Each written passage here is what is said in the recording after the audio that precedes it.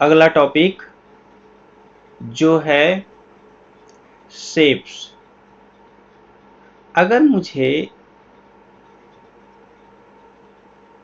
अपने पेज पर किसी तरह के ग्राफिक्स चाहिए, टेबल भी एक ग्राफिक्स होता है, शेप्स होते हैं, ये बहुत सारे शेप्स हैं जिसमें कि रिसेंट यूज किए हुए शेप्स यहाँ पे दिखेंगे। Rectangle, line, black arrow, as equation shapes हैं, फ्लो चार्ट्स हैं, स्टार्स, बैनर्स हैं। तो ये सब आप अपने पेज पर कैसे यूज करें, तो इसके लिए क्या करना है, मान लेते हैं कि हमें एक सर्कल यूज करना है। ये सर्कल है, ओवल है, ओवल। इस ओवल को ऐसे लेंगे, साइज डिपेंड नहीं करता, कितना बड़ा भी ले सकते हैं। ये आप इसको एडजस्ट भी कर सकते हैं, रीसाइज भी कर सकते हैं। जैसे मैं इसको हम एक बार ड्रैग करके छोड़ देना होता है। कोई भी शेप आपने ऐसे सेलेक्ट किया, देन ऐसे ड्रैग करके और छोड़ देना है, ड्रैग एंड। जब ही ये ड्रैग होता है तो इसका एक फॉर्मेट रिबन दिखाई देने लगता है। फॉर्मेट रिबन पे यहाँ पे इन शेप्स के ऑप्शंस हैं, यहाँ पे शेप का स्टाइल है, इसके ग्रुप्स हैं, वर्ड आर्ट स्टाइल वाले ग्रुप। इसमें टेक्स्ट डालने के लिए, एक्सेसिबिलिटी और अरेंज वगैरह करने के लिए होता है कि हम दोनों को एक साथ ऐसे अरेंज कर लें, ग्रुप बनाएं, इन्हें रोटेट कर लें, इनकी रिसाइज कर लें, इनकी साइज को चेंज करने के लिए। और मैंने बताया था कि कहीं कहीं कि जहाँ भी एरो की दिखता है कंप्यूटर में, तो वहाँ पे एक्स्ट्रा कमांड्स होता है। तो हमें अगर ट्रांसपेरेंट चाहिए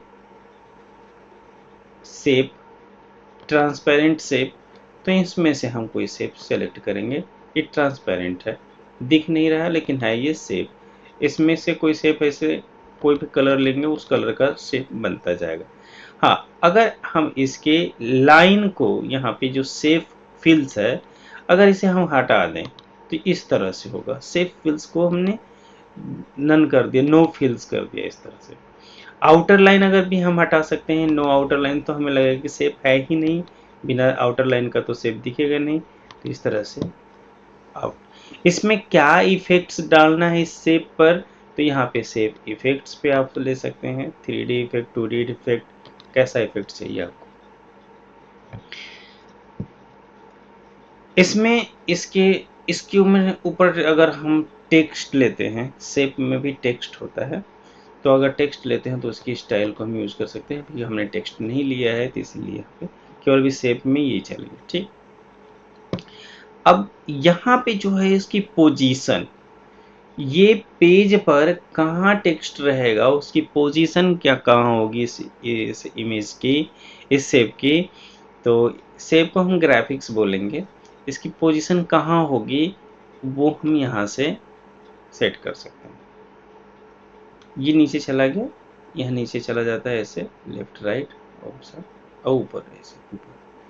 तो ये जिस पोजीशन पे आपको चाहिए वो पोजीशन आप सेलेक्ट कर सकते हैं। पोजीशन ये हमने, ये जो होता है, दो चीज़ें अगर हों आपके साथ, टेक्स्ट और इमेजेस ग्राफिक्स कुछ भी हो, इन दोनों को एक साथ रैप करना, बांधना, इसको बांधने के लिए हम यूज़ करते हैं रैप टेक्स्ट।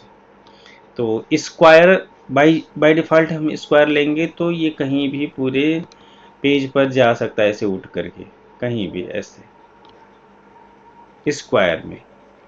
इसमें भी होता है टेक्स्ट के पीछे भेज देना, बिहाइंड द टेक्स्ट। आप देख सकते हैं कि अगर मैं बिहाइंड द टेक्स्ट ले रहा हूँ तो ये जो शेप है टेक्स्ट के पीछे चला जाएगा। फ्रंट अगर हम लेंगे, अगर हम इस टेक्स्ट को इसके साथ रैप करते हैं, तो रैप करने के लिए एक नया तरीका है इसमें।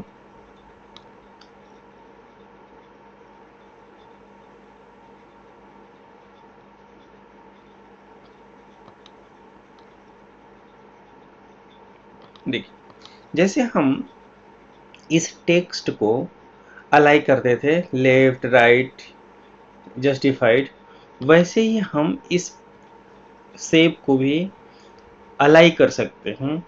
इसका अलाइनमेंट लेफ्ट राइट के लिए ये अलाइनमेंट को यूज करेंगे। अलाइनमेंट सेंटर, अलाइनमेंट बॉटम, ये नीचे अलाइनमेंट हो गया, अलाइनमेंट मिडिल, तो सेंटर में आएगा। इस तरह से हम टेक्स्ट को भी अलाइन कर सकते हैं और इस पर शेप्स जो लिखे हैं उसको भी अलाइन कर सकते हैं। अगर हमारे पास कोई पिक्चर्स है तो उस पिक्चर्स को भी हम ऐसे ही अलाइन कर सकते हैं। ये पिक्चर्स नहीं ग्राफिक्स है, ये पिक्चर्स हैं। जो पिक्सल्स से बना होता है उसे पिक्चर्स कहते हैं। जो लाइन से बना होता है, जो 2 पॉइंट से बना होता है उसे हम ग्राफिक्स कहते हैं। और ऑप्शन है यहाँ पे क्रॉप करने का, फॉर्मेट पे जाएंगे, रोटेट करने का, इसको रोटेशन हम चाहें तो रोटेट यहाँ से भी कर सकते हैं, इस तरह से इसको रोटेट कर सकते हैं। हाँ, एक चीज़ है कि पिक्चर्स पर जब हम क्लिक करेंगे और इसके फॉर्मेट में जाते हैं तो यहाँ पे क्रॉप करने का ऑप्शन देता है। लेकिन अगर हम इसको ग्राफिक्स को लेते हैं तो ग्राफिक्स में क्रॉप करने का ऑप्शन नहीं मिलता। तो हम ग्राफिक्स में शेप्स को क्रॉप नहीं कर सकते, पिक्चर्स को क्रॉप कर सकते हैं। इसीलिए ग्राफिक्स और पिक्चर्स में अंतर होता है। इस अंतर को आप समझिए। ग्राफिक्स बनी होती है 2 डॉट्स को मिलाने से जो शेप्स बनते हैं उसे ग्राफिक्स कहते हैं, और पिक्चर्स जो पिक्सल्स से बना होता है उसे पिक्चर्स कहते हैं। और इसमें जो है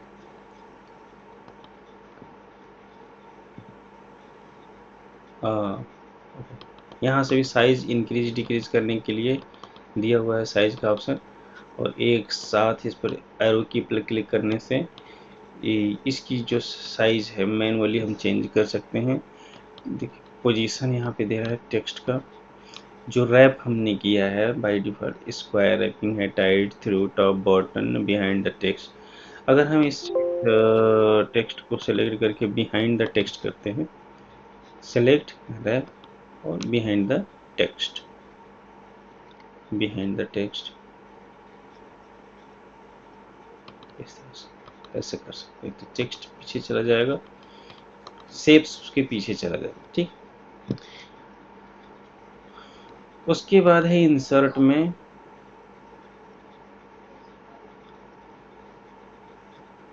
आइकॉन्स। इंसर्ट में क्या है? आइकॉन्स। आइकॉन्स क्या हैं कि छोटे छोटे से आइकॉन्स होते हैं, हमें जब ज़रूरत पड़ती है इन्हें हम एज और इमेजेस यूज़ करते हैं। एज चूँकि इमेजेस नहीं होती, ग्राफिक्स होती है, तो हम इनको एज अ बुलेट्स में यूज कर सकते हैं, नंबर डालने के लिए यूज कर सकते हैं। बुलेट्स में जो होता है, बुलेट्स बोलते हैं नंबर्स डालने के लिए। तो सपोज करिए कि मैं एक ये इंसर्ट करता हूँ, मैं इसे इंसर्ट करता हूँ, मैं चाहता हूँ कि ये बुलेट्स में कन्वर्ट हो जाए। क्या ये पॉसिबल है? यस, पॉसिबल है। कैसे बुलेट्स में कन्वर्ट होता है, मैंने तरीका बताया था कि इसे इतना छोटा करना है ऐसे पकड़ करके कि ये लगभग कर्सर की लंबाई के लगभग बराबर हो जाए, और यहाँ पे हम कुछ भी टाइप करने हैं, इस तरह से टाइप करके एंटर कर देना है, तो ये इस तरह का बुलेट्स कन्वर्ट हो जाता है। बेसिकली हम पढ़ तो भी रहे हैं इंसर्ट में आइकॉन्स, लेकिन हम इन आइकॉन्स को भी बुलेट्स बना सकते हैं। इसके बाद होता है 3D मॉडल्स। अगर हमारे पास कोई 3D पेंट होता है ना कंप्यूटर में, इसके बारे में मैं आगे डिस्कस करूंगा कैसे 3D पेंट से कोई भी 3D से आपने कोई पिक्चर्स बनाई है, 3D ऑब्जेक्ट, उसको भी आप यहाँ पर इंपोर्ट कर सकते हैं। 3D पिक्चर्स और कुछ तो पिक्चर्स होती हैं 2 डायमेंशनल, कुछ पिक्चर्स होती हैं 3 डायमेंशनल। ये 3 डायमेंशनल पिक्चर्स है, मूव करते हैं। देखिए इसको, इसमें हम इसको 3D पिक्चर्स के नाम से जानते हैं। तो हम अपने इस पेज पर 3D लेआउट, अगर हम कोई घर का लेआउट बनाते हैं तो वो अगर 3 डायमेंशनल लेआउट है तो हम उसको यहाँ पे इंसर्ट कर सकते हैं, और उस 3D मॉडल से रिलेटेड जितने भी कमांड्स हैं, बेसिकली क्या है, पेज होगा, पेज पर को अलाइनमेंट करना होगा। पेज पर अगर टेक्स्ट होगा तो उसको, पिक्चर को टेक्स्ट के पीछे भेजना पड़ेगा, टेक्स्ट को ऊपर लेना पड़ेगा, या टेक्स्ट पीछे जाएगा पिक्चर्स ऊपर जाएगी। यही कार्यक्रम इसमें चलता रहेगा। इसकी पोजीशन कहाँ होनी चाहिए, वो ये पेज पर कहाँ होना चाहिए उसका पोजीशन। और इसके बाद ये टेक्स्ट के साथ रैप करने का, तो मैंने बताया था इसको हमेशा स्क्वायर रखते हैं। अगर हमने बिहाइंड द टेक्स्ट ये सब ऑप्शन ले लिया तो ये सब एक्टिवेट हो जाएंगे। फिर इसको अलाइनमेंट करने के लिए, अभी तो हमने टेक्स्ट को अलाइनमेंट करते थे लेफ्ट राइट सेंटर और जस्टिफाइड, इसी तरह से इस 3D शेप्स को भी हम अलाइन कर सकते हैं। अलाइनमेंट, अलाइनमेंट इसका होता है वही left right centre top middle bottom horizontal, तो जहाँ पे भी हमें अलाइन करना हो वैसे हम अलाइन कर सकते हैं। ठीक है, इसमें पैन जूम भी है, जूम करने का ऑप्शन, कि हम इसे कैसे जूम कर सकते हैं। कि जूम है पैन जूम, ये जूम करने का ऑप्शन है पैन जूम।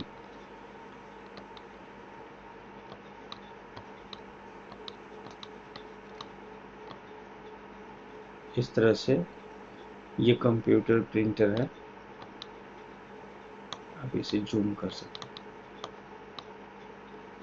ठीक है, अब इंसर्ट में 3D का अब प्रैक्टिस करेंगे, जितना भी प्रैक्टिस करेंगे उतना है। इसके बाद होता है इसमें स्मार्ट आर्ट। स्मार्ट आर्ट्स भी ऐसे ही होते हैं जैसे हमने 3D डिजाइन किया था, लेकिन ये 2D में होते हैं। इनमें क्या होगा कि हम अपने हायरार्की वगैरह बनाते हैं, कोई डिफरेंसेस लिखने होते हैं वो कर सकते हैं इसमें। तो ये कई तरीके के चार्ट्स हैं हमारे पास, इन चार्ट्स को इंसर्ट कर लेते हैं। ओके, ये है 3D आर्ट। इसमें कुछ भी हम लिखेंगे, जैसे RAM, ROM, ROM, IC, VLIC and printer. तो ये सारी चीज़ें वर्ड आर्ट में एक अच्छा सा डिज़ाइन देने के लिए यूज़ होती हैं। आप अपने पेज को अच्छे से डिज़ाइन भी इस पर कर सकते हैं। तो इंसर्ट में हमारा हो गया smart art. Chart, the graphical representation, अगर किसी भी नंबर्स का ग्राफिकल रिप्रेजेंटेशन होता है तो हम उसे ग्राफ कहते हैं।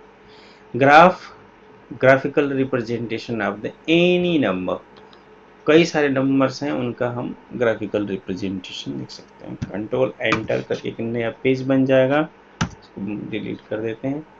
इंसर्ट पे क्लिक करेंगे, यहाँ से एक चार्ट इंसर्ट करेंगे। जिस तरह का चार्ट चाहिए यहाँ से चार्ट ले लेते हैं। हमें कोई भी जो भी चार्ट पसंद आए कोई एक सा चार्ट ले लेते हैं, ओके कर देंगे। ऑटोमेटिक चार्ट और उसकी एक फाइल एक्सेल में खुल जाती है, और एक्सेल की भी क्लास हम करेंगे। तो एक्सेल में जो ये एक्सेल की जो फाइल है खुल गई, तो जैसे सपोज यहाँ पे कैटेगरी 1 है, तो मान लेते हैं मैं यहाँ पे नाम ले लेता हूँ, राम, श्याम, मोहन, गीता।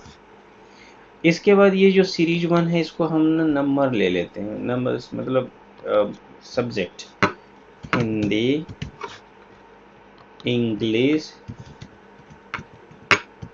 और मैथ्स। अब देखिए ध्यान से, जो नंबर है, एक राम का 3 सब्जेक्ट का नंबर है, श्याम का 3 सब्जेक्ट का नंबर है, मोहन का 3 सब्जेक्ट नंबर है, और गीता का 3 सब्जेक्ट का नंबर। तो अब नंबर को यहाँ पे 43 43 और पॉइंट में लिखा हुआ है ना, तो हम इसको चेंज करते हैं 43।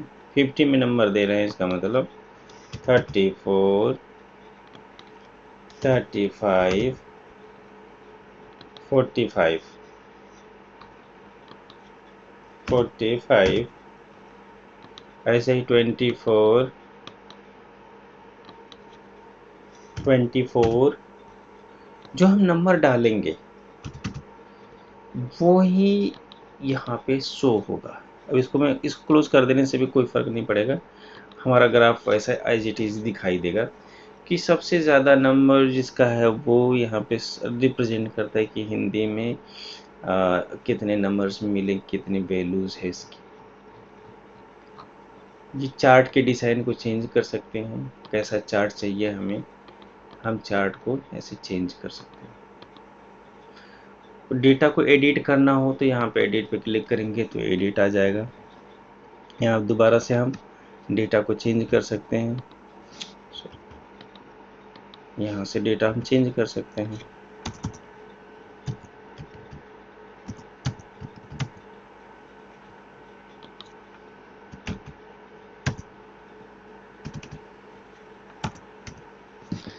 इस तरह से इसे क्लोज कर देंगे, डेटा हमारे पास ही रहेगा। तो ये इस तरह का चार्ट हो गया हमारे पास। फिर से अगर चार्ट को चेंज करना चाहते हैं तो यहाँ से स्टाइल चेंज कर सकते हैं। मैप चार्ट लेना चाहते हैं तो मैं जो चार्ट्स को सिलेक्ट कर सपोर्ट करेगा वो ऐसा चार्ट यहाँ पे डिस्प्ले करेगा इस तरह से।